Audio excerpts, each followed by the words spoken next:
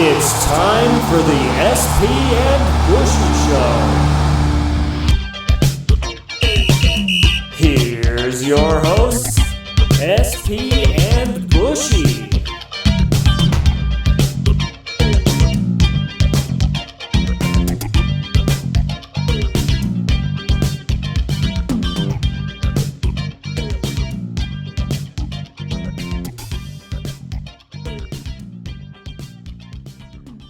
Welcome to episode 7 of the SP and Bushy Show. I'm your host, SP, alongside my co-host, Bushy. How you feeling? I'm feeling good. Week till Thanksgiving, getting my belly ready for Thanksgiving. Gonna enjoy some turkey and some mashed potatoes and definitely some rolls. I'm a roll guy. I love me some bread. For me, moving down here to Pueblo has been revolutionary. I go to my fiance's Thanksgiving, and they put the green chili on the mashed potatoes, which for me, 10 times better than gravy. I'll take my green chili on my mashed potatoes all day, every day. And they also have red chili too. So, it's chili heaven, let's say. I love Thanksgiving. I can't wait to eat my way through it and, break out the sweatpants. Actually, I guess it's technically different this year since I've been working from home. I am wearing sweatpants 90% of the time anyway. But normally you get excited to break out the sweatpants. This year it's just, okay, which sweatpants are clean now because I wear them all the time. Do you have a traditional Thanksgiving, or do they have like Hispanic cuisines and all that? Because I know your fiance is Hispanic. Yeah, they have a mixture of both. Like I said, they incorporate the chili into traditional Thanksgiving items. So I think it's the best of both worlds. Oh man! You got me excited now. I may have to try that now. Mashed potatoes with the green chili. Kind of like it. If we have any left, man, I'll hook you up. Absolutely. I'm ready for it. Awesome. Thanksgiving also obviously a huge tradition. Football is a big part of that. We had a lot of football last week, Bushy. What are your thoughts on it? I guess we talked about with the 4th team last week. I guess who's going to be the Heisman Trophy now? Because really, it really kind of is up in the air now with our Heisman Trophy talk. Is it going to be the Florida quarterback? Is it going to be Justin Fields from Ohio State? Does Trevor Lawrence lose a little bit with the fact that he hasn't played due to COVID? Obviously, I tweeted out last week that Ian Book for Heisman. He's obviously showing off as well, and he's playing really well the past 2 weeks. He certainly is, and right now with the way Notre Dame's playing, I think it's tough to take that Heisman Trophy away from him right now. I agree with you. I think Kyle Book is the guy right now. I think Trask from Florida definitely has a strong case. It's not Kyle Book. I was getting Kyle Trask. Ian Book. Yeah. Kyle Trask and Ian Book. Kyle Trask and Ian Book. Anyway, I got them mixed up because I was wanting to talk about Kyle Trask. He, for me, is in second place right now behind Ian Book from the Gators. He's doing a great job leading that squad. He's putting up these insane numbers that almost mirror Joe Burrow's numbers from last season when he won the Heisman. And I think, obviously, the Gators are one of those teams that has a strong case as a good team to at least field that Heisman Trophy winner. I don't see Josh Fields.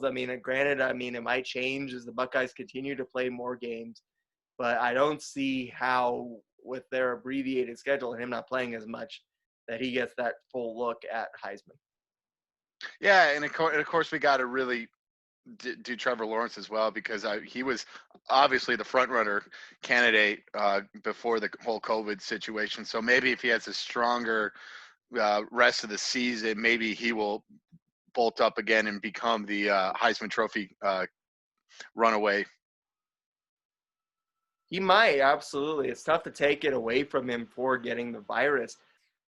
At the same time, it's unfortunate because even if, another guy and another team was having a Heisman Trophy winning season, even in past years, if they miss 2 or 3 games and it's the most important games for their team, do they really get as sincere of a look too for missing those games? And it would have been the same if he was having COVID or if he'd have broke his wrist and been out for a couple of weeks. Is that count the same as an injury where, like, you miss those games? It's tough to say. It's going to be tough. It's going to be tough this year, and well, I guess Trevor Lawrence will maybe get that revenge, hopefully, because it seems like Notre Dame and Clemson are just on a crash course to meet again in the ACC championship game. So again, we'll probably get to see that Ian Book versus Trevor Lawrence could maybe decide who wins the Heisman Trophy. Call it the Heisman Bowl, right? Absolutely. We always talk about it each year. It's like, oh, this is the Heisman Bowl. This is the Heisman Bowl. This really feels like probably going to be the Heisman Bowl, maybe that ACC championship game.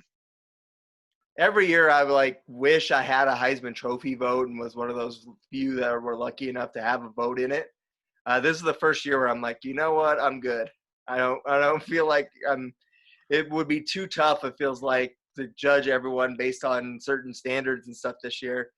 It just feels like it'll be really tough to decide who would win that Heisman this year. It's going to be the toughest, and it could be one of the closest races we've had in a very, very long time.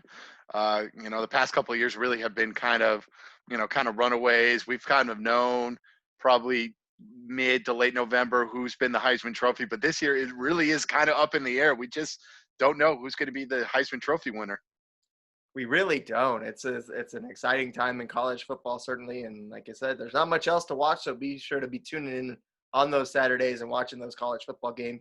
We're live tweeting along with that on Saturdays, so be sure to follow along with us as we live tweet on Saturdays and Sundays now. It's at SP Bushy on Twitter. We had a lot of fun doing it last week, and we hope you'll join us again on there this week.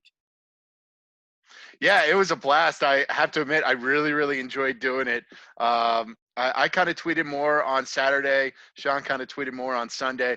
But again, I had a blast doing it. And we had a lot of interaction with people, and we talked to a ton of people on Twitter. So hopefully, these people can see our podcast, and then as they chat with us, and we're willing to chat with people.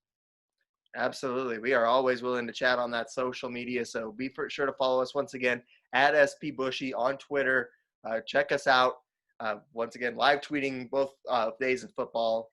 It was a lot of fun, like I said, this weekend. You asked the question, who's worse, Michigan or Michigan State? And, I mean, I think you got to say Michigan State's better because they beat Michigan. That said, man, what is going on in the state of Michigan in terms of their football? Oh man, I mean, it's just, I guess, Harbaugh has a shelf life. I think we've seen it with Stanford and the 49ers now that Harbaugh really has like a shelf life when it comes to coaching. And a lot of these coaches really kind of have that shelf life where they're good for maybe 5-6 years now. And it's just been crazy. Just like, again, like the downfall, we talked about it last week during our games. It's just like really the downfall of Michigan football, really from when we were kids to now. It's just really crazy to think about. It's shocking is what it is. It's really shocking to see how they've gone from being such a powerhouse. And I think it all started with that game we talked about a couple weeks ago, or I guess last week on our greatest NCAA games. It felt like once they lost that game to Appalachian State, that's where it all kind of took a dive. And I think that now kids that are being recruited, when they think of Michigan, that's probably their first memory of Michigan, was them getting that beating at the hands of Appalachian State. So I don't think the kids today grew up with the invincible Michigan like we did. It's the same reason Nebraska struggled. I don't think kids today that are being recruited grew up with the invincible Nebraskas that we did. And so because of that, I think some of these old school powerhouses are having a tougher time finding kids that really believe they are that powerhouse. Yeah, and I guess we could go back to like Texas as well, because I don't think a lot of kids remember that Texas with the Rose Bowl as well. So Texas is kind of that way, and then I've heard rumors now that we may have an Urban Meyer sighting at Texas. So it looks like we may be having to cheer on Texas more, even though they had a bye week last week. And yeah, it's just a lot of these schools that we grew up and that actually had success when we were kids are trying to find and grasp that success that they had. Certainly is. I mean, obviously we saw Ohio State as that powerhouse and they were able to sustain it. Same with Oklahoma, Alabama, same way. So, I mean, obviously, like you said, it kind of depends on coaching. Harbaugh, I think, probably does have a shelf life. I mean, I think in Michigan State, they're in their first year with the new head coach. So at any job, you almost have to give the head coach a little bit of time, kind of work some magic and get the players in there that fit his system. Yeah, and well, they really haven't seen much of improvement as well. Like usually when you with like a new coach, you'll see improvement as the year progresses. But it just feels like with with Mel Tucker, it just feels like that program has just gone downhill a lot. Like they got beaten handily by Iowa, and then they got beaten handily last week by Indiana, which could be a dark horse now in the Big Ten. And we'll actually see it this week when they take on Ohio State. Hopefully no COVID related issues with that, so we can actually have that game. But that could be the Big Ten game of the year, folks. And who would have thought that going into this year that the Big Ten game of the year would be Indiana against Ohio State. Certainly. I mean, obviously you have this Indiana team that looks to be firing on all cylinders. It looks locked in. And it has a coach that you talked about at Bushy, really seems to rally behind his players and gets his players to rally around him. Yeah, absolutely. And I tweeted it out on Saturday that they showed like his celebration injuries. The Indiana coach Tom Allen had, and he had a black eye. He's lost 2 front teeth, pulled muscles. He has a gash on his face. I mean, really, he has turned celebrations into a contact sport, which it kind of near and dear to my heart because usually I've pretty get overzealous when it comes to celebrating as well. So it's just, but I don't go that far, as far as getting black eye and pulled muscles as well, and a gash on my face. I can't wait to see that game with Ohio State this week. We will find out how legit Indiana really is. I mean, I think they look really good. They look like a team that on paper could compete with the Buckeyes. I'm very excited to see it. And like I said, they have that coach that you mentioned in Allen that really has his guys believing. He has his guys in the mode of celebrating with him, and they're bought in, man. I can't wait to see it. Yeah, it's going to be an amazing game, and it's just going to be fun. I'm excited. I can't wait either. That game, 10 a.m., hopefully on Saturday. Yes, and we go to the world of the NFL now, and really, I mean, we're obviously 2 Bronco fans. I mean, really, I mean, it just feels like the downfall of really the Broncos from 5 years ago winning the Super Bowl to really being probably going to be a top 10 pick this year. Again, yeah, and it's just really just the downfall of an organization. Really, I mean, just kind of thinking about it. Really, I mean, it's crazy how the 5 years has passed that we used to be that the Broncos used to be one of the best organizations in the in the NFL to maybe one of the worst as far as I heard. So it's really kind of sad to think about it. It certainly is. I mean, obviously, as a Denver Broncos fan, it's been devastating. I mean, you keep seeing Elway bring in these guys. You keep hearing, okay, maybe this is the guy. Maybe Trevor Simeon's the guy. Maybe Paxton Lynch is the guy. Maybe Brock Osweiler's the guy. And then none of them have turned out to be the guy. And then now we're supposed to give Drew Lock time to be the guy. I don't know that, I'm just I don't see it with Drew Lock, man. Drew Lock to me looked better last year than he does this year. So why am I going to believe in Drew Lock when Drew Lock gets worse each week as opposed to better? It's weird, and I think it starts. I think it starts up top too with Elway with this revolving door around of offensive coordinators this year. Of offensive coordinators, and I've personally felt like Rich Gangarella was actually a decent offensive coordinator last year, and it's just I felt like maybe with like a little time, get Drew Lock under an offense and maybe a team under the same offense, maybe they will thrive the next year. But obviously, no, and they had to bring in Pat Shermer, which I feel like is a downgrade because I never thought he was a really decent, head coordinator and a coach. He just had that. He's had a couple of great years where they magically turned into great offenses that somehow has gotten him a head coaching job. Yeah, I mean, you can tell, but he's definitely struggling. And I mean, you can see it last week when they only rushed Phillip Lindsay, who is one of your most dynamic players on offense, 4 times. Like, that's taking away one of your own weapons by your own choice. that game was competitive until the third quarter. Like, the Broncos were down 10-6 at halftime. Philip Lindsay should carry the ball 4 times on a drive, not 4 times in a game. Like, I don't know why. I don't even know why he's in this quarter running back competition with Melvin Gordon in the first place. Like, Philip Lindsay needs to be your main back. Melvin Gordon needs to be in there to spell him, and you use Philip Lindsay's speed to try and make something happen. Because when Philip Lindsay touches the ball, I think that they may be able to break it for a big play, or he's going to at least get some sort of something out of it. Melvin Gordon is an okay back at this point in his career, but he's not a superstar anymore. And that's what we're seeing with him as well. He's not being that superstar back. And if you're not going to run him, and if you're going to keep having a quarterback back there who looks like a deer in the headlights, keep throwing the balls, then why did we get rid of Tim Tebow in the first place? Tim Tebow looked as good in the first 3 quarters as Drew Lock does to me.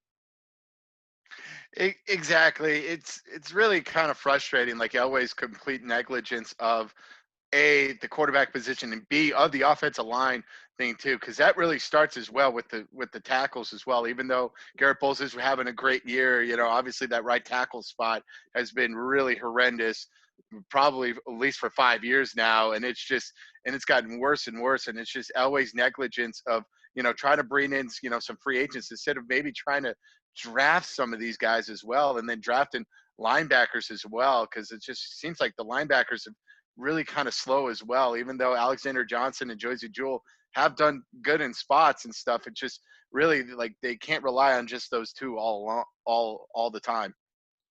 They certainly can. Obviously, injuries have been an issue this season, but to say that, like, once again, there was no point in signing Melvin Gordon. The 1-2 punch of Lindsay and Freeman was not an issue.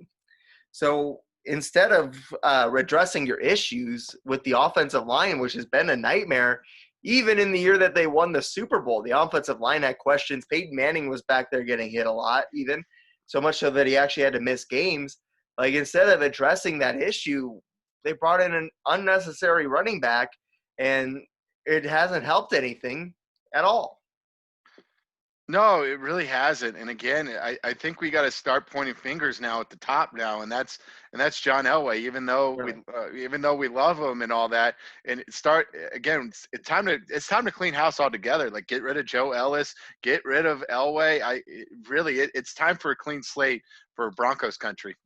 It is, and unfortunately, there is no clear ownership right now, and because of that, there's no one above Elway or Joe Ellis to kind of make that decision to come down and clean house. So unfortunately, you're kind of stuck in this holding pattern.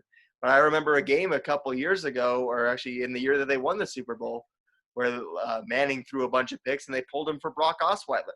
So why does Drew Lock get the unlimited license to just step back there and double the Raiders' turnover margin in a game and still be the guy? I know the Raiders defense has played better as late, but we basically turned the Raiders defense into the 85 Bears last week. Like, that's how horrendous the offensive play was last week. The fact that really the Raiders are kind of a mediocre defense at best. And we turned them into like basically the 85 Bears or the 15 Denver Broncos last week. And it was really, really disheartening. And it's just very, very frustrating. It certainly is. You mentioned that 2015 Broncos team. I'm going to segue it now because I'm sure all of our fans that aren't in Denver are probably sick of us talking Broncos. So I'm going to segue it into a Bronco that was on that 2015 team, and that is Aqib Talib. He made his broadcasting debut last week in the Redskins-Lions game, and I got to catch a little bit of it. I'm watching Red Zone, so I'm catching the key moments of each game. But I love what I saw from Aqib Talib as a color commentator on Sunday. You know what? People were expecting the Aqib Talib that was going to be on the field and what we heard on interviews and all that. And we got that really. We got a little bit of a watered down. Like, he had to keep it very network wise and all that. But he was very, very well. I mean, obviously, he made that game very exciting as well, with between two really crappy teams with Washington and Detroit, and it's just he really made that game very exciting, and it did help that Red Zone played that game a lot, and they showed Aqib Talib as well. So I enjoyed him personally. I did too. I liked how he broke down the defense. There's like he was talking a lot about like the defensive alignments, and I honestly liked a lot of what he had to say. I honestly thought that he was giving me a lot more insight than some of these more established analysts like Troy Aikman and Chris Collinsworth have in years. And so because of that, I really enjoyed him in the booth. It's the same thing I feel like with Tony Romo. I feel like I get these guys that actually break down the defense for me and tell me, okay, here's why this worked, or here's why this play didn't work, and here's why this defense worked on this play. Like, that's what I'm liking. I feel like I'm learning more from guys like Romo and Aqib Talib, who did a very good job of being in that same boat last week. Right, and again, he kind of got mad at the refs as well, which I personally enjoy when he's like, oh, when there was a questionable pass interference, he's like, that's not pass interference. Come on, like, why are the refs throwing that flag? Like, it made me very happy because it's just like, wow, somebody that actually agrees with me, and then like that wasn't a penalty. Like, why are they calling this? This is a terrible penalty. Absolutely, I agree wholeheartedly. Like I said, it's like it's the same as having, someone with NFL playing experience, but also a experience of siding with the corners and, really letting you know what is and what isn't pass interference. And he was very upfront. If someone did commit a penalty and he agreed with it, he said as much. So, I mean, it wasn't that he was against the referees in any regard. He was honest, and that's what I liked about it. Exactly, and that's all we want. We want just some honesty, maybe some back talk too, with maybe like Dean Blandino or Mike Pereira as well. I would enjoy that. It'd be like, why is that a penalty, Mike? Like, that is not a penalty. Why are you agreeing with them and all that? I would enjoy that as well. Exactly. I thought it was a fun thing, and then that game actually ended up turning out pretty exciting with the Redskins driving down and tying it, and then the Lions getting the win there on the Prater 57-yard field goal. Exactly. Yeah, it actually turned into a good game. The Lions tried to give it away, and then the Washington football team were like, yeah, we'll give it to you. Okay, we'll let you have this one. Okay, we're gonna force you to win so you can keep Matt Patricia. Exactly. You can keep Matt Patricia, and then the Washington football team, hopefully you'll get a better pick next year to be able to draft a real nickname for their football team. That should be the draft. That's what it should be. Draft a nickname. Certainly. Obviously, that was a fun one. Another game, obviously, we tweeted a lot about it, was the Browns and the Texans. And, I mean, that one was – I'm going to call it a shit show. I don't care. We aren't in any major network affiliated thing where we can say that it was a shit show. That game was awful. Like, that game, like – the Texans felt like they were doing everything they could to not score points in that game. Exactly. Yeah. And I got mad at you with you take the points as much as possible. I mean, it's just like these analytics people just don't know how the game outcome goes out. And it's just sometimes you got to take points. And if they kick that field goal instead of go for it on 4th and 3 at that, 4th and goal at the 3, they would have tied the game. And who knows, it could have been a different game rather than the Browns trying to run out the clock and all that. Yeah, I'm going to say it right now. The Houston Texans and the play calling was absolutely my bonehead of the week. I think that I'm fine with going for it. If you're going to go for it, that's fine. It was 4th and 2 from the 2. So you're going in, it's 4th and goal from the 2. And they have Deshaun Watson drop back 5 yards, catch the ball, and then try to run it on a draw. When your offensive line's been getting beat the whole time, that's not going to work with Myles Garrett. That's not going to work against some of these better players in the league. They're not going to fall for this draw. Plus, in that case, you turned a 4th and 2 into a 4th and 7 because of how far back he was when he caught the ball. That's the part that didn't make sense to me. If you're going to go for it on 4th and 2, don't make it 4th and 7. That's my point. And I think that was a bonehead move. I think that they also had that fake punt or fake field goal that they turned into a punt for some unknown reason. That was beautiful. I loved it. Give me that anytime. I mean, that's a little special teams creativity a little bit, They were going against the wind and all that, and those winds howl, especially in Cleveland. We saw it a couple of weeks ago when the Raiders were playing the Browns. Daniel Carlson, the Raiders kicker, kicked the field goal that literally, like, the wind like smacked. It felt like the wind smacked it out of the air and be like, no, and it went like way right. It was crazy. So I actually enjoyed it. You know, a little creativity of a fake field goal punt, and it just a great play. And obviously, it got a lot of reaction on us on Twitter and all that. So I was very happy about that. Who knew that a fake field goal punt would probably be our most talked about tweet of the week? It was, and I mean, I think people were thinking I was taking a shot at Baker Mayfield when I said "in your face, Baker Mayfield." When I wasn't, I was saying that okay, it was an in your face to. They were trying to make it in your face to Baker Mayfield, in that instead of taking the points or trying to get points, they were trying to pin him back in the 5. And here's where I disagree with you. I think that was obviously a really good punt that he put. He put that punt exactly where you would want that punt. It was within like the 5 yards towards a corner. It was a perfectly placed punt. So how come he couldn't kick the field goal that way if he knew where he was going to put the punt?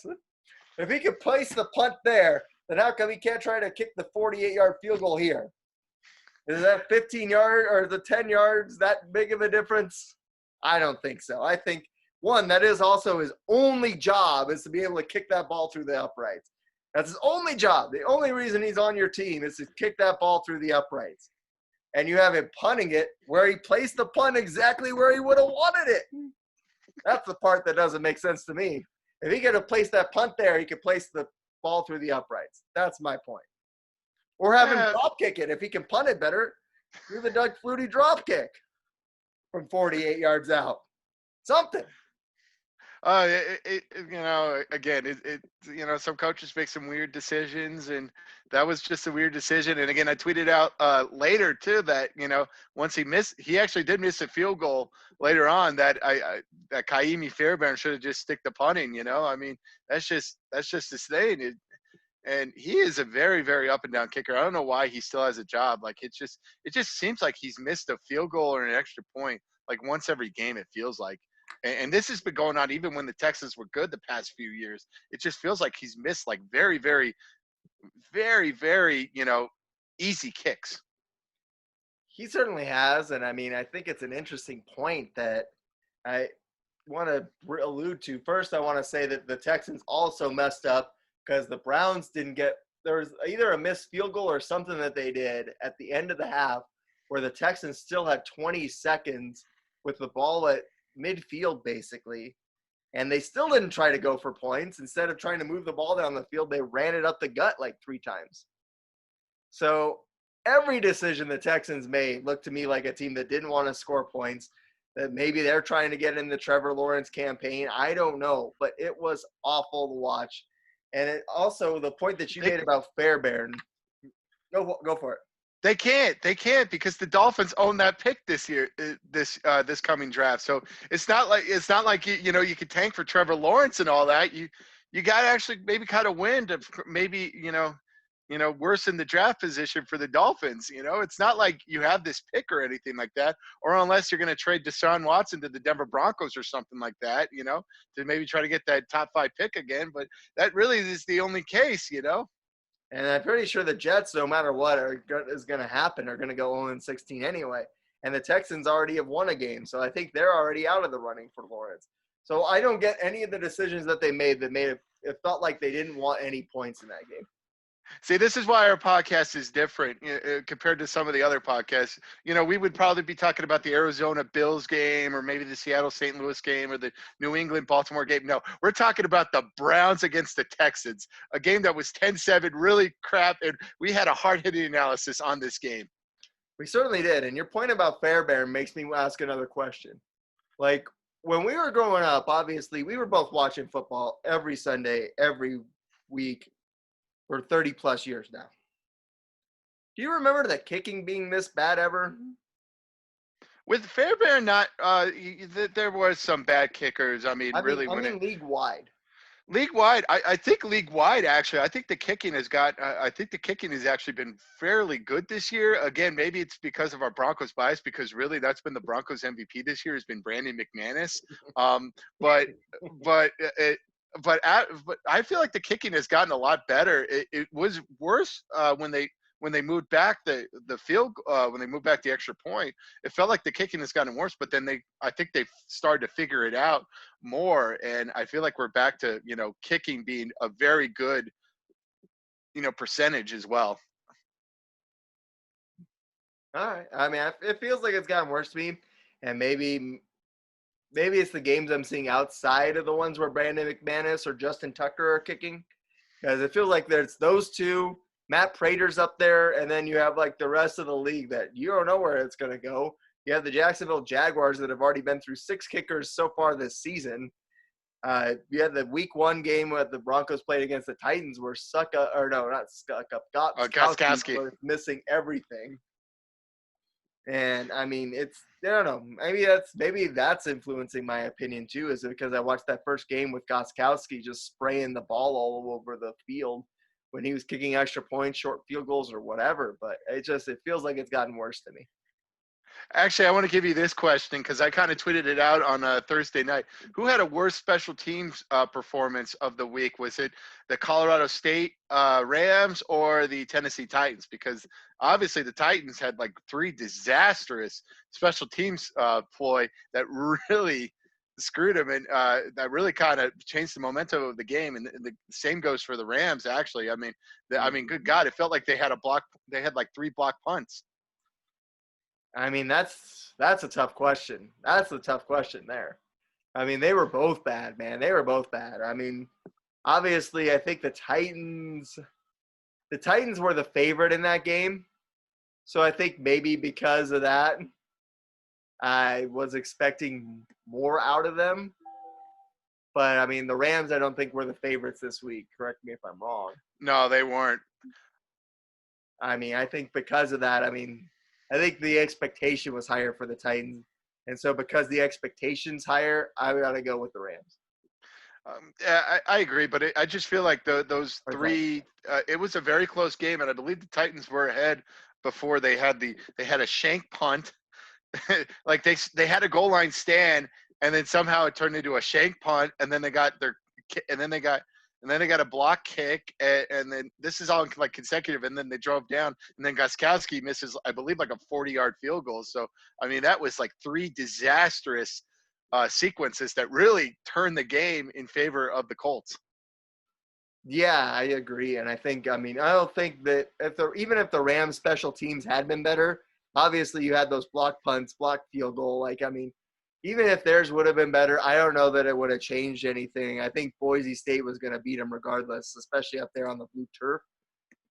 I don't think that Phillip Rivers and the Colts are that good, but the Titans special teams made them look a lot better than they are.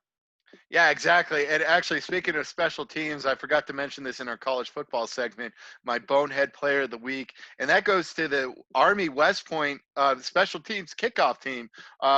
If you don't know, they were playing Tulane. They were playing Tulane last week, and they tried a kickoff return where the guy catches the ball and tries to throw back, basically like a throwback type of thing. And it ends up actually getting intercepted, and Tulane takes it for a touchdown. And it's just like, it's really unheard of when you think of like an Army or some of those service academies team to really have like a bonehead play. But really, that was a bonehead play of trying to do a throwback screen. And he basically threw it right to the guy too. I mean, it wasn't like this guy made an unbelievable play to kind of swat it down. I mean, he just basically like threw it to the guy. And he's like, all right, I'll take it and I'll go to the house.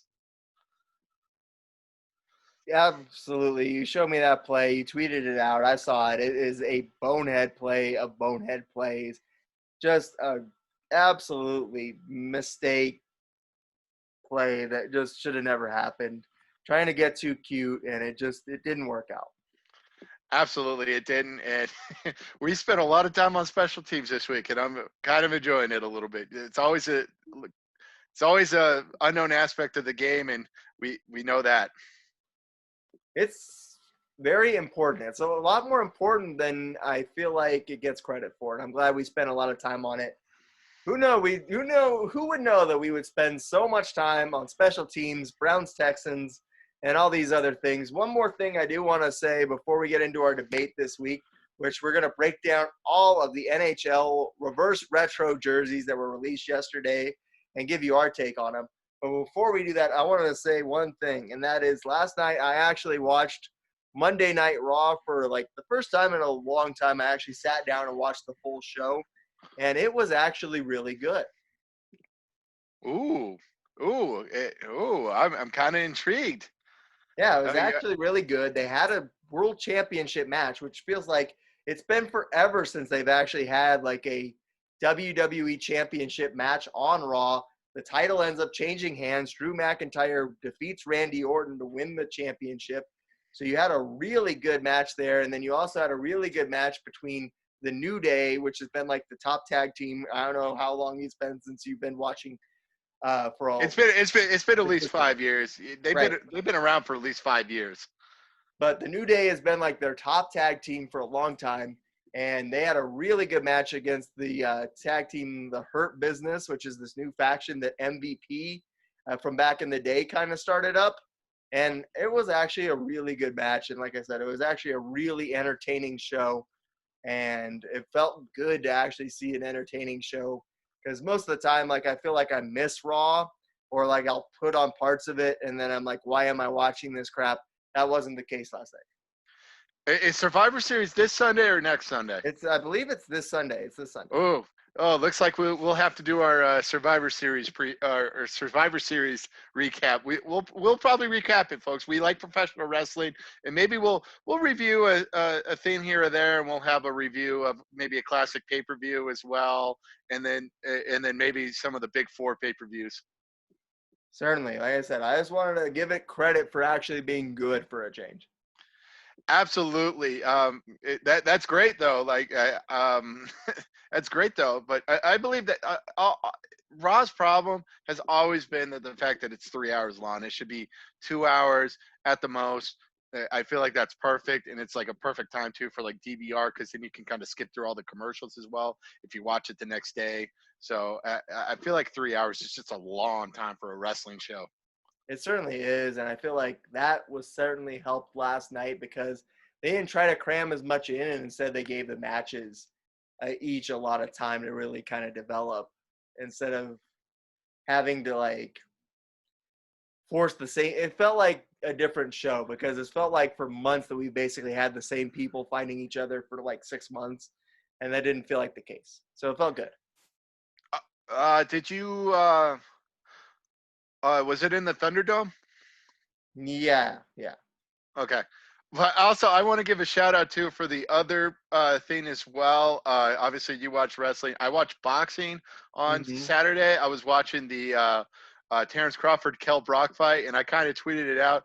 It really felt weird. Like boxing should at least have like some sort of a crowd. I feel like it's one of those sports where it's like they should have a crowd, but instead, again, the setting. I should have tweeted a photo of it with like the wide shot. It literally felt like they were boxing basically at a hotel Marriott conference room. Like that's what it felt like. Like they had like carpet on the ground and those chairs. We know those type of chairs, and it just really did not feel like a world title fight at all. It felt like just one of these like weird prize fights that we played when we were playing Ready to Rumble boxing, like that type of setting.